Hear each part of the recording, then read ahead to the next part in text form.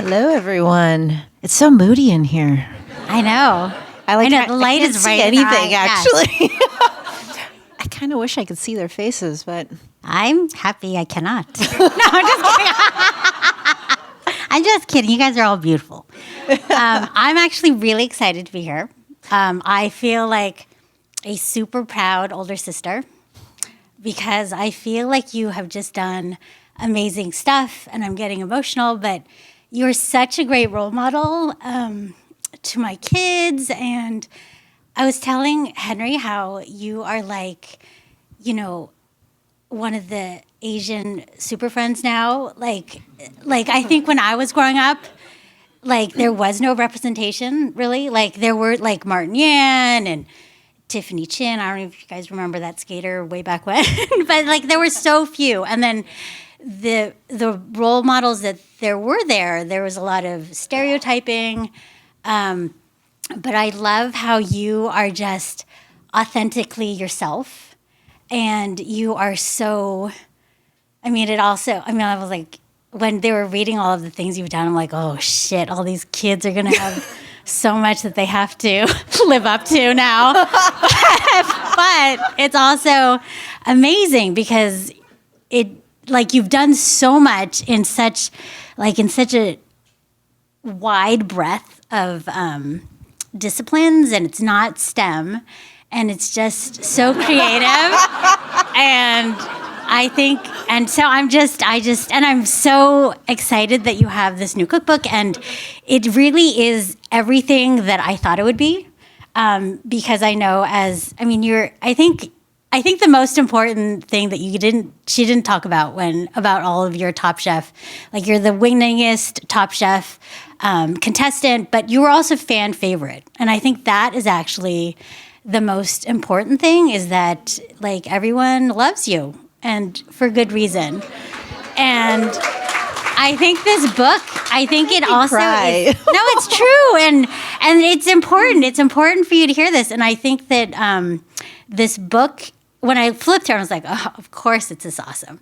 Because that's just how you are. Like you're humble, but you also kick ass, and you have this quiet confidence, and you have this perfectionism and artistic eye, and it all shows in this book. So that's it. That's the talk.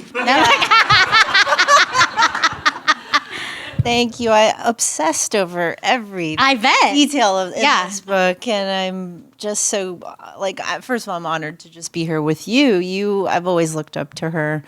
We've known each other for years. We've gone through a lot of our just career together. So I just feel it's very important for me to have you here on the stage with me today. Well, thank you.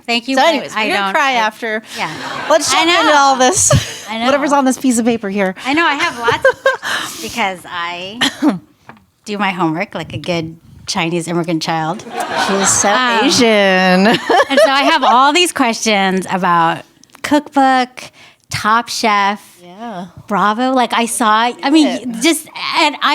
actually asking her, I was like, how tired are you? Because these last 2 weeks have been crazy. Well, my publishers were like, we don't want to go too crazy. We're good. And I'm like, load it on. Like, I can handle this. And after today's like the last day of the tour, and I am tired, but it's nothing compared to what I did on Top Chef twice. So I was like, we're chilling. Yeah. So that is probably the biggest. I'm having fun. Takeaway with Top Chef is like nothing is hard anymore. Really? It does feel that way. I mean, Gregory Gourdet very well. And I don't know. I think there's definitely a certain type that will excel at that show. And then another type that is just a really good viewer. Like I watch it and I can critique it from my couch. Like, what a dummy. Why would they grab that? But I would never, ever be able to do it at all. It's so stressful. The first season, I feel like I was peer pressured to do it. First of all, I didn't want to go on TV. I didn't want to go in a cooking competition. So much of my career was like Michelin kitchens. Just a lot of friends. Like, who do we have to thank? Like this is like, You'll hear in the memoir that I'm writing a memoir right now, and that comes out fall of 2026, teasing it now. But you'll kind of learn more of that whole journey. But like it was friends that were like literally printing out a 40-page application, throwing it at me and saying, you need to fill this out by hand because it wasn't digital back then. And then as I kept leaning into that fear, I was also curious. Part of me was just like, okay, well, maybe I should try and just see where this goes. But the whole way I felt like I had a knot in my stomach. And next thing you know, I'm on the show and I'm going through the circuit of it all. How much sleep do you guys get? Like Zero. I've always 3 to 4 hours a day for 2.5 months straight. No days off. That's so bad. That was my first season. It was pretty bad. I don't know if they had labor laws and all that stuff, but like they've tightened it up a little bit better these days. But my first season was pretty rough, and came out of that journey. Obviously, didn't win and was bummed out, but also came out really proud. You know that I had gone through that journey and like really leaned into it all. And I feel like you kind of see a completely different person competing the second time around. Oh, for sure. Which was like 5 years later. Yeah. But I think a lot had to do with like everyone in this room and everyone that has ever DM'd me or messaged me and told me how proud they are of me and how, they maybe saw an Asian female chef in a kitchen, or maybe they came out to their parents because they saw my story and my relationship with my parents. And like those sort of stories made me just really feel proud of who I am. And I think, as I evolved over time, by All Stars, I was pretty just kind of unapologetic with even the things I was cooking. Yeah. It was like cooking very different my first season. First season was sort of Michelin. Yes. Or like, I would say first season was like cooking. I was a little baby chef still, and I was cooking things that my chefs had taught me. Mm-hmm. And I was always constantly questioning, what does Padma like? She likes spice. Maybe I need to put heat in here. And you get kind of lost in the game. And by All Stars, I think I really just felt like, you know what? I'm going to make dumplings. I'm going to make grandma's congee. I'm going to make all these things that like I love to eat at home, but I never thought to really put two and two together. Well, I think that's why you either kick me off or you don't. Yeah. Yeah, and I think a different person. And I think like for a lot of people, they'd never seen that food presented that way. And it's not like you made like a pot of duck that like my mom would make, which is awesome. My mom is an awesome did cook. though. No, but it was all very elegant and beautiful and refined, and it had your spin on it. And I think that's also why I love your food so much, is because growing up in the Bay Area, like as a Chinese American with a Cantonese mom, like you are grown up with like Cantonese food at home, and then all of this amazing food around you. And it's like, it's just kind of, and you totally chef it up and make it. But I think that's actually one of the things I noticed about your book is there's all these really great chefy ideas, like that miso Caesar with all those different types of Asian greens.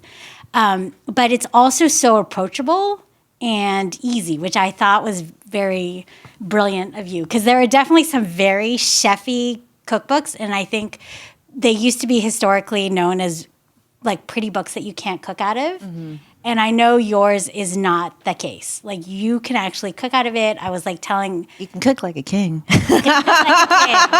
Like my son Owen is really into cooking. I was like, oh, you're going to love this book because I have to be gluten-free. He is very disgruntled about that. But I was like, there's this whole chapter on breads and sandwiches, and you can make the focaccia, and she has it all step by step. Like you'll be able to make all these things. Well, a lot of these things are things I made when I was a kid. Yeah. And I was standing on a stool stir-frying vegetables with my mom, making like traditional Hong Kong or Cantonese style, dishes that you actually don't really see out in restaurants. Mm-hmm. For instance, there's a black chicken with ginseng soup, and that's like a very traditional. That's the first thing I learned how to make. I used to like take the frozen chicken out of the freezer and plop it in a pot of water, bring that up to a boil, and then wait till my mom came home, and then we'd finish it up. But like that was such a traditional Cantonese. We drank that every night. We always had bone broth on the back burner. And in the book, you can totally use, your organic Mary's chicken, la, la, la.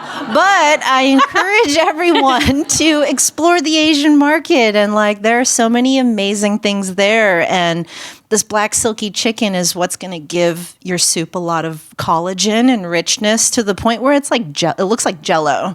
Like your broth will be like jiggly. But my mom swears that that's like the skincare routine and what gives you the complexion. So like I had to put it in there as like the first thing I learned how to make, but also, there's so many nostalgic dishes in here that are very approachable. And I would say like parts of the book are, those Chinese things that I grew up with. And then the others are things that I just make for family and friends. Like there's like the Mama Mel's meatballs. That's a fun one. That one, I used to be a butcher for, like 2 years. I was butchering. That used to be your Instagram handle. Mel right? the Butcher. Yeah. Yeah, you remember that? Yes, I do. Mel the Butcher. Yes, I was butchering, and I would take all the like ribeye trim and grind it and make meatballs. Of course, you're going to store buy your ground beef. And I started making meatballs for staff meal, and then I kind of got the name Mama Mel because that was like one of my favorite things to do. And there's also like a lemongrass cioppino that I would use all the fish trim to make a cioppino with. So these kind of became like my go-to dishes when I just needed to like throw something together. But back to Mama Mel's meatballs. That's my date night dish. And it's like the dish I make for, if someone's coming over.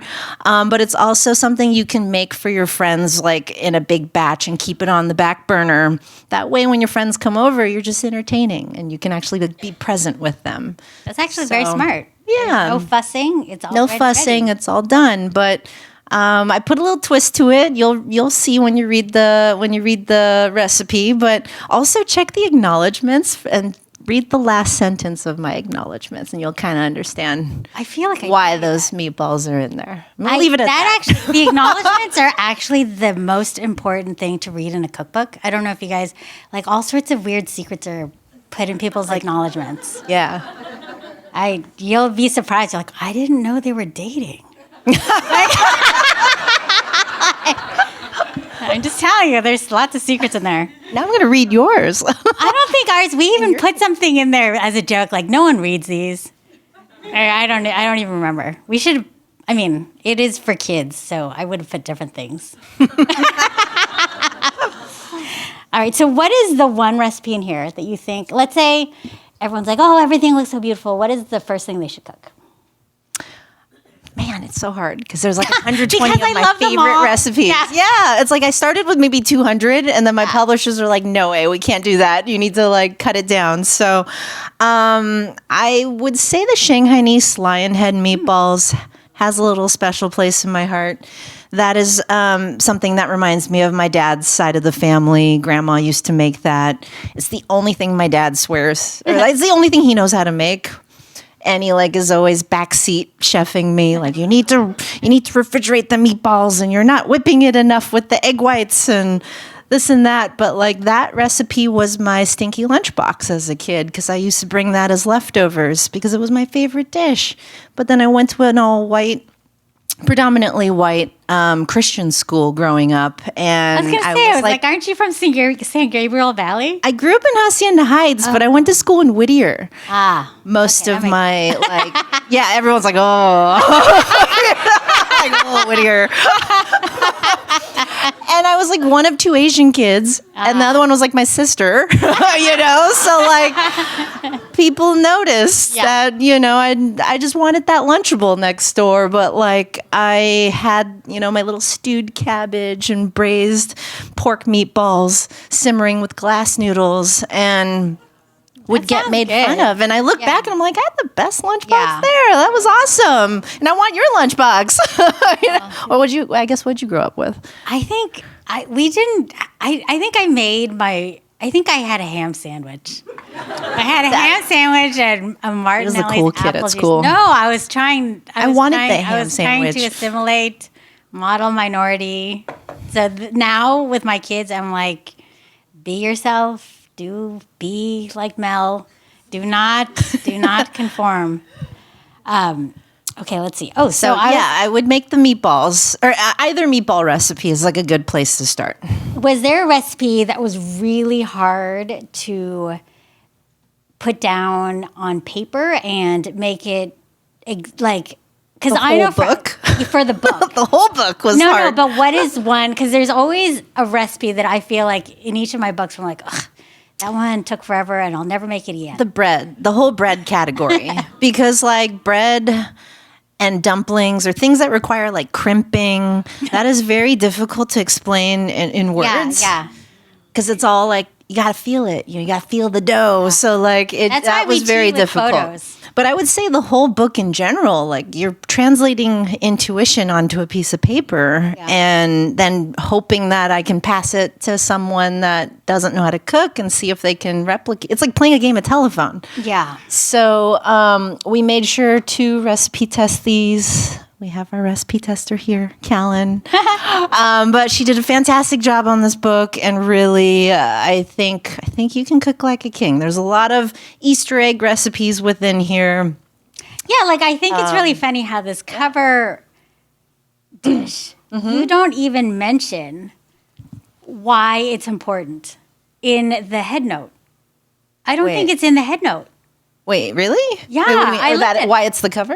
No, I mean, no, but that I think in the recipe, it doesn't say, oh, I was commissioned to make this for the Met Gala. Oh, yeah, this is the Met Gala dish. Dude, I was like, how? A variation of it. Yeah. So, like, I mean, it's hard to pick a cover. So, like, I think with the 120 recipes, I wanted to make sure everything had a photo because I'm like, nobody ever makes a recipe that doesn't have a picture. So I fought to have a very visual book because I'm a visual person. And we did a fantastic job on all that. And so, when we were shooting, I didn't have an idea of what the cover was going to be. We were just hoping it would like reveal itself.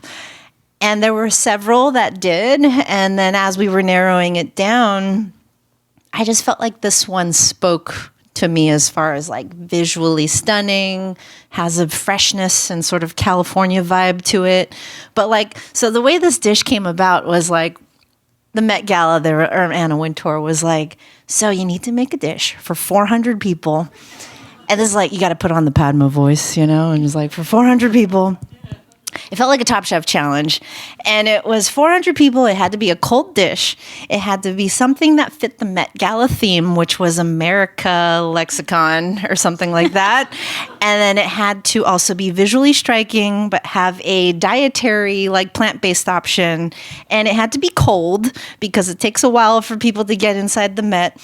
And then, Anna Wintour wants it in a bowl. And I was like, that is a lot of requirements. Yeah. And I thought... And it also has to tell my story of who I am. And she doesn't allow... Is it true she doesn't allow, like, garlic... and onion and chives or something wacky? Yeah. There's certain rules like that. So, like, it took me forever. It took me, like, a month to figure out this dish. And the one that we did at the Met had, like, passion fruit and some other flavors in there. But this is, I promise you, easy to do. You throw it all in a blender. It's kind of like making a smoothie. That's my secret here. Except for the fish. And then you strain it, and then you just slice up some avocado, and you make it look pretty. So, like, I don't know. I just kind of felt like that had to be the cover. It felt true to who I am. Did they want to put your face on it?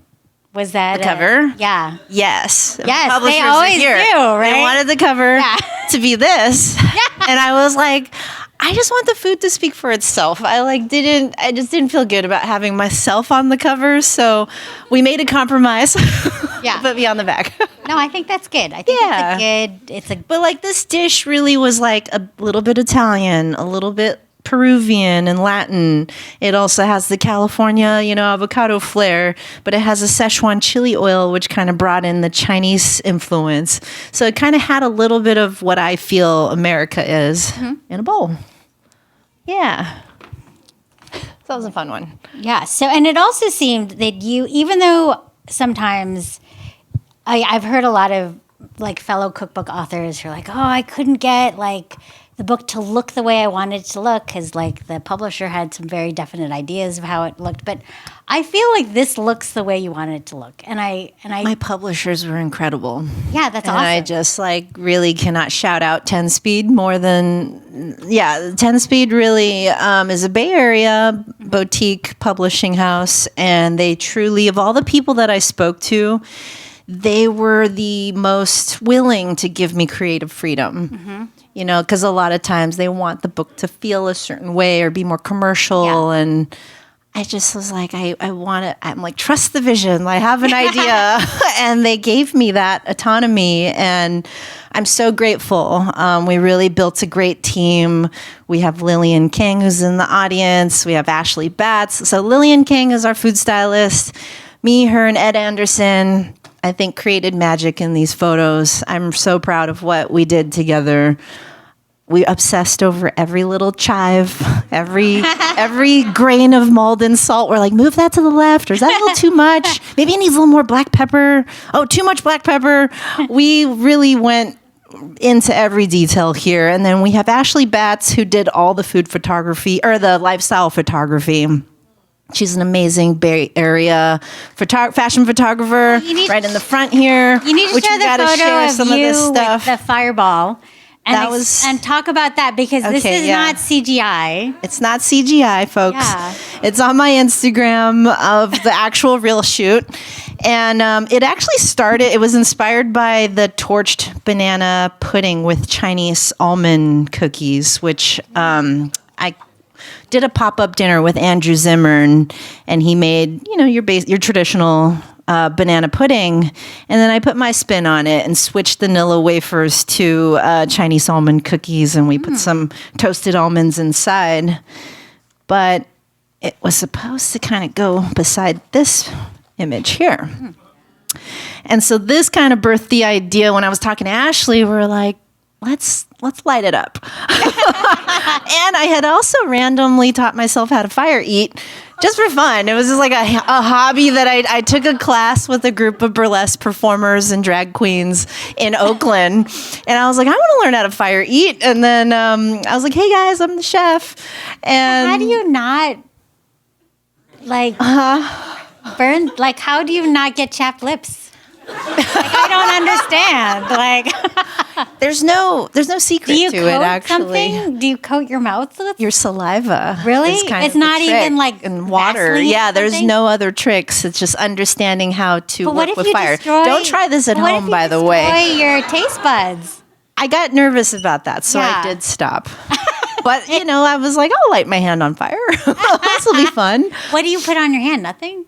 Like what? There's some secrets. Okay. Yeah. I can't give away all the magic, I also really loved the 2 lobes as shoes, because I thought that was actually very cute. Yeah. So we had the bread chapter, and I just happened to be running through Bi-Rite, and I was like, I see 2 loaves of bread and it was the only 2 loaves of bread left on the shelf from Acme, and it was the same size as my feet.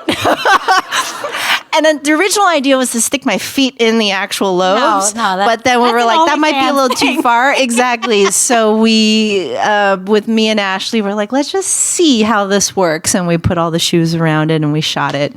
So we wanted the lifestyle to be really cheeky and fun and playful. I think the fire photo is the most serious one you're going to see. But we tried to kind of capture some of my personality and side hobbies in there. Like skateboarding and... All right. So I'm trying to think if I have more questions about that. I mean, obviously I have lots of questions for the book, but I have lots of and we wanted to put a lot of the Bay Area in there. That was really important to me. This is Ocean Beach right here.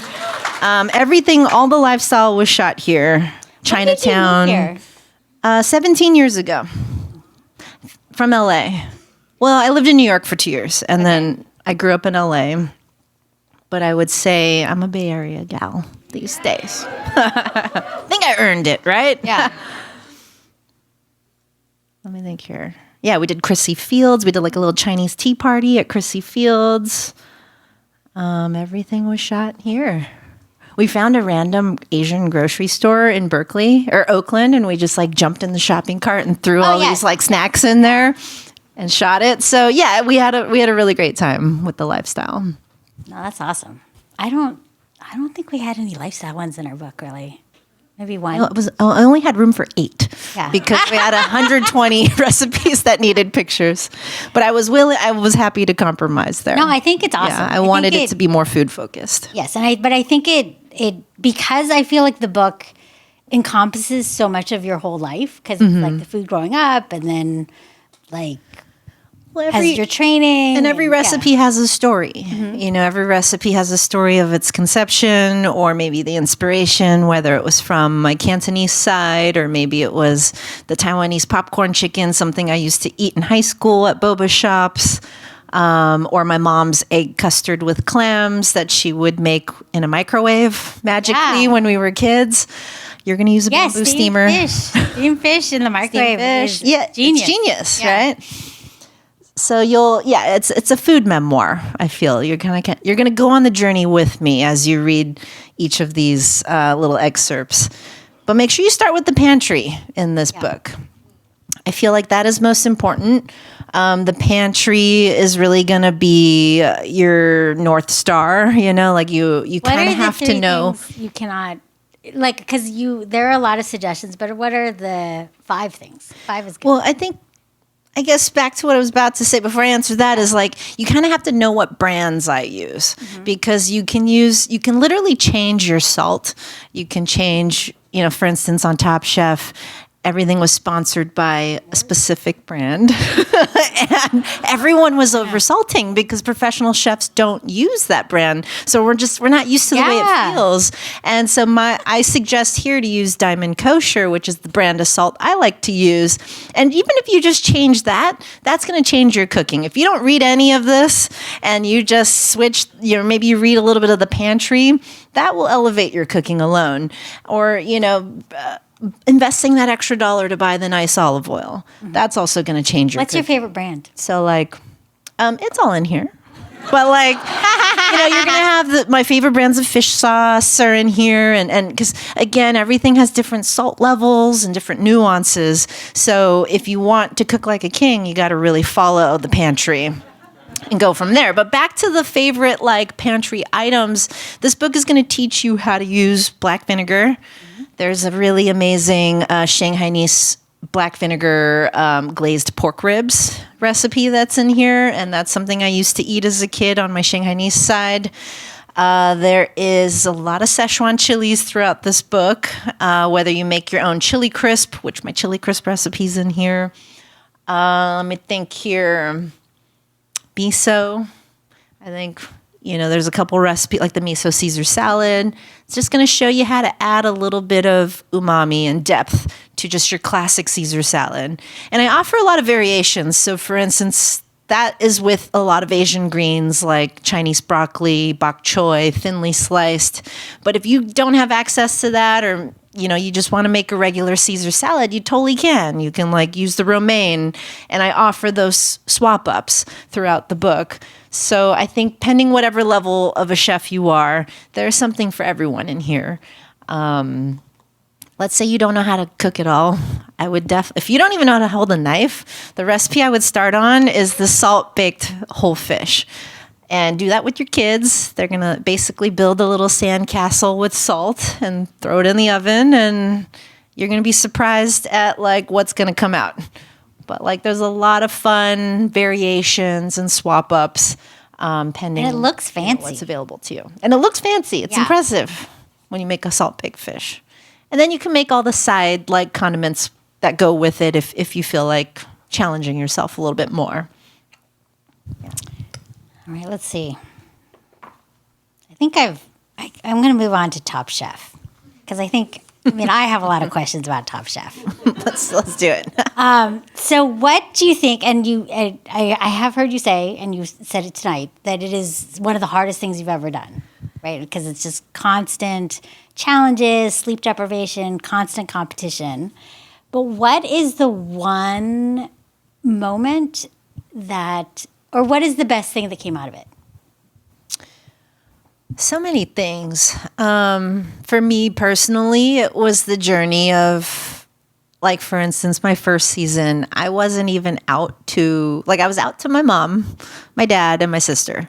But I was not out to aunties and all, like, the whole Chinese community, grandma, all, like, no, I was not out to the wider community. And then all of a sudden I'm going on national television, and, like, I was scared and terrified of what that was going to be like. But I think the best takeaway was really just being proud and owning myself and my identity and who I am, whether it be a queer woman or be, a Chinese American from a family of immigrants. To me, that was the biggest takeaway, was the confidence that I grew into beyond just the food. Mm-hmm. Obviously I grew as a chef, and that was priceless as well in many ways. But for me, it was this other journey of, like, just myself, and my identity.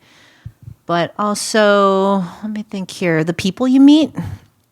I met so many incredible chefs, and we all are still everyone's always like, are you still friends with Megan? Are you still friends with Gregory? And I'm like, yeah, we're all friends. Yeah. Like, we're just busy. And we try to see each other when we're in each other's cities. And the takeaway was really learning from these people. Like, we still share, techniques and information. And I think that's the beauty of Top Chef, is you have this, like, network of amazing, talented chefs that kind of, like, just continue to support each other. Yeah. I feel like it's like you guys went through a war together. No, absolutely. Yeah, right? And so nobody understands it. No, nobody understands it. That's why we're all friends from people from other seasons. And you have, like, collective trauma. Totally. It really is. We're trauma bonded. Yeah, forever. I think it's like people who serve in wars. Like, that's what you guys did together. Yeah. It really was one of the hardest things I've ever done. Yeah. Is there there's lots of positives, but what is a negative thing a negative thing? Yeah. The trauma. I mean, like, I can't watch Top Chef. I can't watch any cooking competitions anymore. I can't watch The Bear. Oh, see, my friend had like The Bear was actually trauma from days when I was in Michelin kitchens. I can't watch The Bear. It's not because of Top Chef. That was just, like, its own trauma from, a couple decades in Michelin kitchens. But, like, and it is real. Everyone always wonders, is it real? I'm like, that is real. It's just a lot of screaming and anxiety. Yeah. But what else? I mean, I don't know. That was mainly the trauma. Yeah. And it's been a net positive. Like, everything else is wonderful. See, now I had a question about, so you have decided, and you talk a lot about how you were a chef without a restaurant. And so it seems very intentional, and I think it's super smart. And I am really happy that you don't have one, because I feel like my sister was a chef, and then I'm friends with Gregory. I feel like it's awesome what you do for other people, but it is it takes so much. You're like the giving tree if you do that. I mean, I admire anyone that has a restaurant or just in general is in the industry, because it is an extremely selfless industry. And you did it for a long time. So it's not like, oh my gosh. Yeah. I mean, let me think here. I was in kitchens up until I was 31. I won't let you know how old I am now. But it really, every weekend, every holiday, every evening for dinner, you are hosting for other people, and you're putting on this magical experience for others. And it is a beautiful thing, but it is I missed every wedding, baby shower. I missed my sister's bridal shower. So many things, because I would always tell myself, the restaurant can't live without me, and I need to stay here. And now I'm fortunate. I feel very grateful to be in a place where I have more freedom and flexibility for myself. But in a way, like, this is my restaurant baby. Yeah. I found a way to put all those ideas into this book. And I'm not going to lie, I would love to turn this into a restaurant someday, if there's anybody out there. I do feel like one thing at a time. Yeah. But I feel like there's so many opportunities now for a chef, because I think before you had to work in a restaurant, but now you can do many different things and teach people in lots of different ways and reach more people. Absolutely. The industry has changed and evolved a lot. I used to think when I was a kid, I want to have a restaurant someday, and that's going to be the thing that I can use to allow myself to say that I feel successful. And now there's so much more, and it was truly something like going on Top Chef kind of changed my perspective of I mean, first of all, these like fun things started popping up. I was like, oh, they could do pop-up dinners, and I can do like, I don't know, I can curate a restaurant in Tokyo, and like there were so many other opportunities presented to me. So I figured, why not? Yeah. What do you think is the most? I mean, you've done so many different unique opportunities because of Top Chef and the things that have happened. What do you think is the one opportunity where you're like, oh, shit, this is amazing? That I've done? Yeah. Even if it's not something that would seem like it was amazing, like what is Sesame Street. Oh, It truly was like one of the best days of my life. Yeah, I bet. Because I used to watch them when I was a kid. I used to they taught me English. I used to sit there and flip between Julia Child and Martin Yan and Sesame Street on PBS. I'm sure some of you have done that too. And I was obsessed with Legos. And I was always a kid that was just kind of in my own world, but I was obsessed with cooking shows. And Sesame Street was always that thing that was beside it. And then full circle, I get to debut Ji Young, who's the first Korean American Muppet, and it was specifically an AAPI hate episode, and they were teaching Ji Young about racism, and it was just such a I cry when I watch that episode. It has Padma, it has Simu Liu, and a bunch of other people, but I got to teach little Ji Young how to make dumplings and tteokbokki and just make Asian foods and feel proud of it. And so that was a really big moment for me in my career to kind of come full circle. And even Cookie Monster shouts out Hong Kong milk tea tiramisu, and it's just a whole thing. So and they're so real, they're talking to you, but you don't see the puppeteers disappear. No, I was going to say, was the magic lost at all? The magic's so real. I'm Elmo's here, and he's I'm Elmo, your head's blocking the teleprompter, and he's oh yeah? Oh yeah? Is Elmo's head blocking the teleprompter? And I'm what the heck? They just do not break character. It's so much fun. Oh, that's so awesome. I mean, I think that because there were never when you were watching it, there were no Asians. Were there? No. Let me think here. Back then, no. I don't think back then. Yeah. It was just Martin Yan. See, that's amazing. Who's a legend. Yeah. I watched all those PBS cooking shows too. Yeah. All right. Let's see. Best day of my life. I want to ask you about the Met Gala. All right, let's do it. How? Even though we kind of went into it. But I know I want to know as someone who went on the red carpet, because I will never. Oh, that scared the shit out of me. Yeah. So how are you waiting in line forever? I heard it's crowded and it's It's the scariest. It was I've done a lot of scary things in my life. You were by Blake Lively. And that was one of the scariest things I've ever done. Yeah. Because there's so much pressure, and then there's cameras everywhere, and just the whole thing. I was a very shy, introverted kid growing up, and that was the last thing I wanted to do. Even this was difficult for I would never have been able to do something like this, pre Top Chef years. I just wanted to be in the kitchen, keep my head down. I missed couldn't even give a speech at my own sister's wedding. I was just so in my own shell. And then to be able to now have, feel confident enough to do stuff like this, but something like the red carpet was a whole nother level. But I was extremely intentional with what I was presenting with that specific outfit that I wore. Yeah, can you talk about the nail guards? Yeah. I kind of curated the whole vision of like, I really wanted to support a queer designer. That was important to me. But I'm also like, I wasn't sure, I don't like wearing dresses. I was like, I'm not going to wear a dress. But I also have difficulty finding, suits because they're like frumpy and big. Yeah. So Tom Brown was just like the perfect fit. And then I specifically wanted to show up with my heritage and represent Chinese, culture. And so I thought about the jewelry, and Chinese empresses back in the dynasty days would wear nail guards. But I'm a chef, and like nail guards are for royalty. And as a chef, I use my hands all the time. And I wanted to, in a way, draw attention to my hands. So it was like this juxtaposition of like, someone that is a service. I'm in the service industry. That's what I do. So yeah, I found a queer Asian jewelry designer in Chinatown in New York, and he designed that in like 4 days.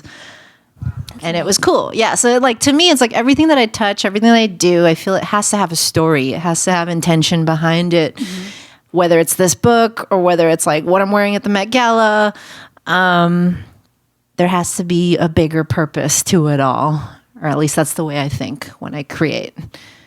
And even in this book, we had a lot of women and queer, people in my community.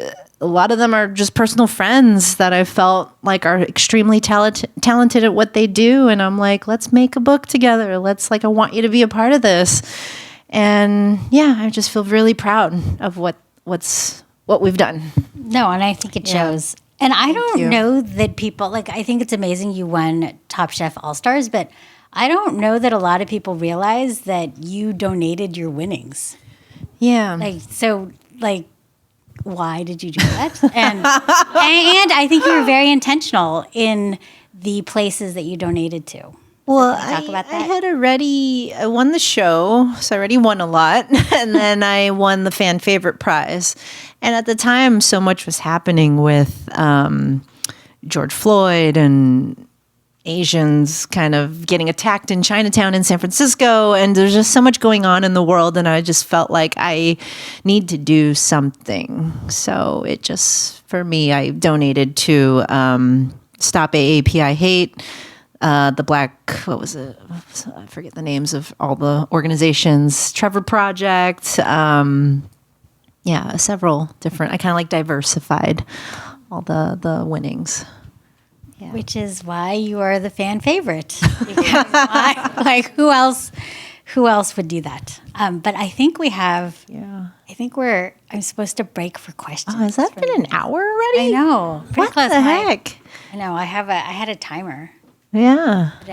Well, are we opening up the floor? I think we're opening up the floor. I'm trying to think if I have any last questions. It's so dark out there. Yeah. We're gonna bring up the lights a little bit so we can see you. Okay. Let's try.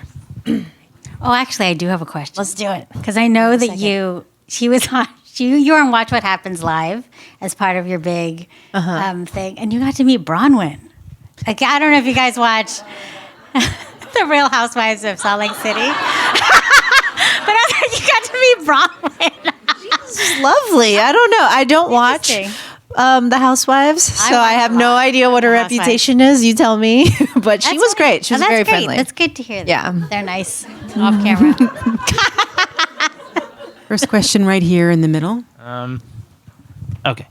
Hi. Hi, Melissa. Hi. Congrats on Good Morning America, by the way. Thank you. I'll have to rewatch that when I get home That because was I didn't see the whole thing yet. But Kamala was there that day. I saw. I guess my question for one or both of you is: I know you were talking about Martin Yan, but do any of you guys have any more heroes in your community in the kitchen? Because one of mine is To David Fu, and did you get to work with him on? Did you get to work with him on Top Chef at all? We weren't on the same seasons, but we've done a pop-up together here before. And it's like Top Chef people were like a little fraternity. So even though we're not on the same seasons, we still feel like family, and it's very easy to connect with each other. So yeah, I've definitely know Tu, and he's a great chef. Yeah, so actually Norma is here, and Norma is our fairy godmother. She used to work at Whole Foods, and she brought us together, and she believed, back in the day. And so that's when I was a Whole Foods market ambassador. Yeah. A long time ago. It's changed a lot.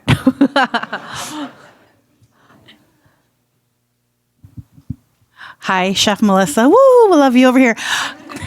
We love you so much. Quick question for you, though. For the quick fires, are they really 30 minutes? Yes. And honestly, yeah, everyone asks this question, but like when Padma says you have 30 minutes to start to start cooking, it is 30 minutes. Yeah. You have no time to think, and that's why I hate quick fires. But I'm just not strong at them, and I feel the first 5 minutes everyone's just scrambling to grab equipment and whatever you can. But like that's the time period where I'm like running through dish ideas. I'm like, what am I going to make? What am I going to make? So yeah, 30 minutes is real. I heard Judge's Table takes forever, though.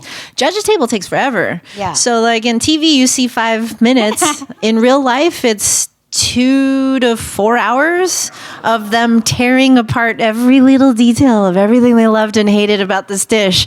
But at the same time, I think back to the book and the journey, it's like they always questioned, why did you do this? Or what is the intention of this radish? And like, why did you put the chili oil? And so you're always thinking, they force you to think deeper. And so it wasn't until my experience with Top Chef when I realized I need to start cooking my food, and I need to start cooking, like really digging deep into my story of what type of chef, like who am I as a chef, and what do I want this to say when I present it? I can't just like throw random stuff together. It has to be deeper. And so that's when I started really, like on All Stars, you see me presenting things that I had literally eaten with grandma and things that I would make as a kid, and a lot of things that are in this book. But it was because, Padma, Tom, and Gail were constantly questioning us and getting us to think deeper. Yeah. Next question back here. Yeah. Hi there. Hi. Oh, thanks. You do a great job of sharing with us some of your favorite places to eat, but you also talk about the importance of the pantry. Yeah. Will you tell us some of your favorite local places to shop or that you have a really good shopping experience? Yeah, let's see. Specifically Asian stuff. New Maewa in the Richmond is a solid one. You're going to find everything there. Let me think here. I shop at Buyrite a lot. And then my farmers markets. I really love the Marin market every Sunday. I'm going to probably see all of you there this Sunday. But that's my favorite farmers market because the ferry building's great, but it can get just a little congested with people. So the one over the bridge is great. If you go, make sure you get a little Belgian waffle from the waffle guy. That's like my little routine. Let me think here. Then there's a lot of different like fish purveyors that you can order, like where they'll deliver it to your door. So like 2x I believe, delivers still, and a couple other ones out there. I need to like forgetting San Francisco places these days. Too much of a world traveler. Yeah. Been on the road a lot. Hello. Congratulations on your new book. Thank you. Funny enough, I've actually never watched Top Chef, so I might be in the minority. I'm sure I am. But that's actually You're great. Start tonight. Yes, I will. Thank you. Well, actually, I'm here because I've taken Cantonese classes at CCSF, and my favorite class was the food part, like when we learned how to order at our Yum Cha. Yeah. So I just have to know where your dim sum, like favorite dim sum place in the Bay Area. Here, I really like Harbor View. Yeah. It's down by the ferry building. They have this beautiful little balcony, and it overlooks the ferry building, so you can sit outside. I actually like their dinner there, too. They have like a great salt and pepper crab. But yeah, that's my favorite dim sum. That's a good one. Yeah. Hi, Melissa. Hi. What, if anything, did you do to prepare yourself before doing the Top Chef competition? And did that change when you did the second one, the All Stars? Totally. This is in my memoir. But When does that come out? Fall of 2026. We don't have an exact date yet, but you're getting the sneak peek here. Let's see here. My first Top Chef, I studied all wrong. Or I wasn't sure. I didn't watch the show. Do they give you tips? No, nothing. They don't tell you anything. They're just like, oh, you're going to Boston. And I remember I watched the show when I was young up until the Voltaggio season, I think like All Stars. And then I stopped watching because life got busy. And then the show, next thing you know, I'm on the show a few years later. And I remember not wanting to watch the show because I felt like if I watched it, it would just scare me and convince me to not go. So I purposely didn't watch. And then I remember Googling things on the internet like how to butcher an alligator or like how to deshell a turtle. You know, like random things that like would never happen on Top Chef. Maybe So I Top went Chef in Florida. and then they let you bring like 10 specialty ingredients. And I was like, oh, I'm going to bring my favorite Californian olive oil. And just like all these little things that like don't really matter. So my arsenal, I felt, was kind of weak. And then the second season was a different strategy. I was like, I'm bringing the umami bombs. I'm bringing everything in this pantry, black vinegar, Szechuan chilies, bonito flakes, miso paste, dried scallops. I like just brought everything that had flavor because that's what I grew up with. And again, there was like sort of this embarrassment of those things when I was young because of the stinky lunchbox, part of my life. But also because in Michelin kitchens, everything was so Eurocentric, the way that I was trained. So it was a lot of French cooking, and Italian cooking is primarily most of my background as a chef. And I never thought to put two and two together because you never really saw like a Michelin kitchen or Michelin starred restaurant that was Chinese back then until now. But I remember keeping that so separate throughout my career. And so by the time I hit All Stars, I'm like, I'm going to pack all these things that like were at my grandma's house and bring that with me. And I also studied a lot. I made sure to memorize baking recipes and gluten-free recipes. And I studied like it was a test because I'm a good Asian. Did they give you a gluten-free? Did they give you a gluten-free challenge? Oh, yeah. Oh, there was an allergy. It was like a gluten-free, dairy-free, or I don't know. There was some kind of, there's always some kind of curveball, so I made sure to just memorize as much as I could and studied like a test. Yeah. Yeah, that is very Asian. It was very, I get it. Hey, Melissa. Hi. You mentioned that doing the first season of Top Chef was very difficult and terrifying.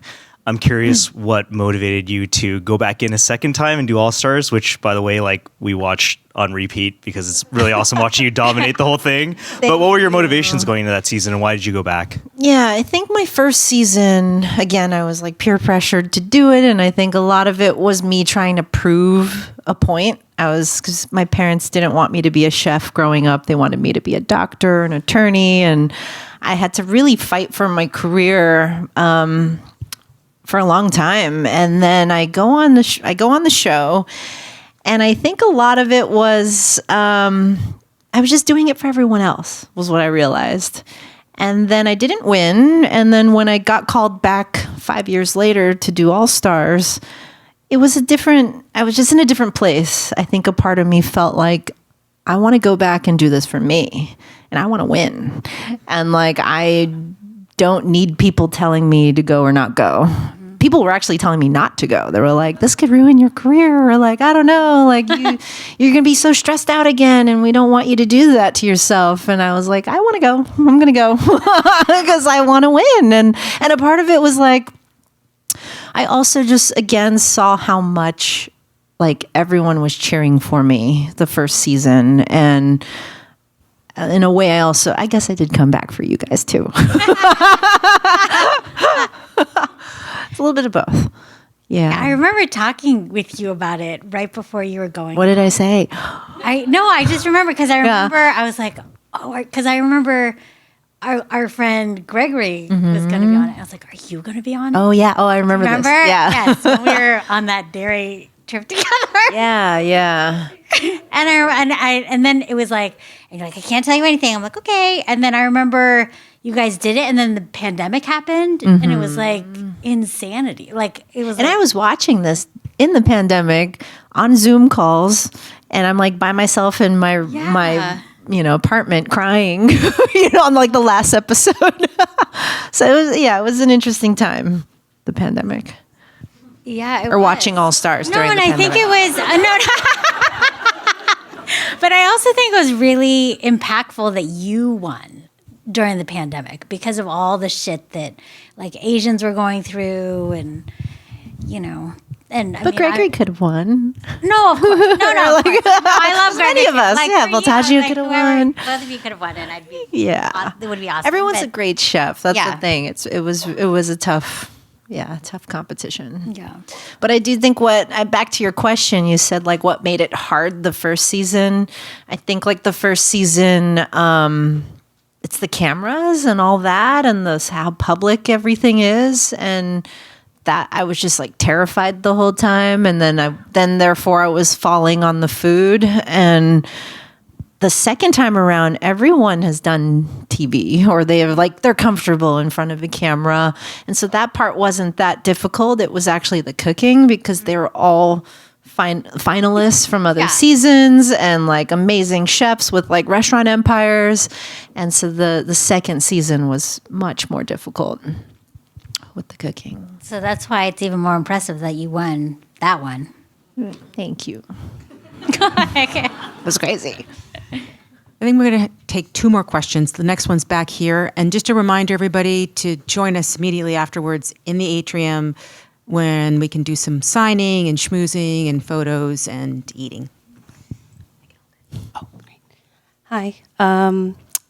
Thank you for wrapping it up for API and all the communities that we're a part of. So Bay Area, all of that. My question is actually around other chefs. I'm curious to hear what are some chefs to look out for that you think are like up and coming and doing really cool things? Oh man, I feel old. I don't know. I mean, I'm like trying to think. I mean, all the chefs I know are more of my generation. They're just I eat at a lot of places in New York. The chefs at Theodora, just to pop up there, but they were incredible. Chef Tomer, Bleekman. Gosh, I don't know. Right. I'm like, hate being put on the spot here. Trying to think in San Francisco, who's here. The people that do Four Kings. Oh, yeah. I feel like they're doing great work. Calvin Eng in New York, he has Bonnie's. It's like a Cantonese American restaurant.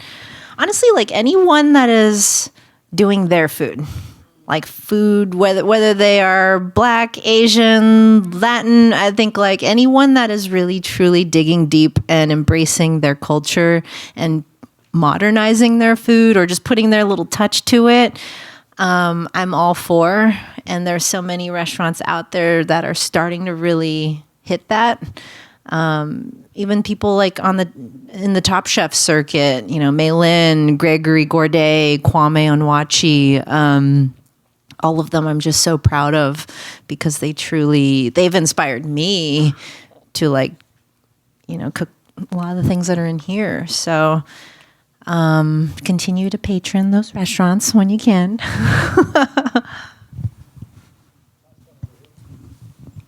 Hi, Melissa. Huge fan.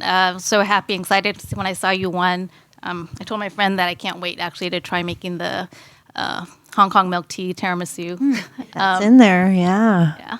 So my question is, you talked a lot about sort of the challenges that you went through with like Top Chef or like different cooking experiences and with like the Met Gallery. But curious to know, has there been an amazing cooking experience that you've had that you would love to relive again and do again and maybe do it differently in some way? And And is there a cooking experience that you haven't had that you would love to experience? Whoa, this is getting deep. Honestly, as crazy as Top Chef was, and as much as I say it was stressful and it was trauma and all this stuff, I would do it again in a heartbeat. Yeah, really, because it's like that's how transformative it was for me as a chef, as a person. It unlocked me both times, and that's also a reason why I did it the second time, because I saw what it did to me the first time. I felt it. And a part of me was like, I wonder if I go again, what's going to happen? And it really like another like layer and the shell came off of me. And it just, I would definitely go back and do it all over again. It's like psychedelics. That would be another show.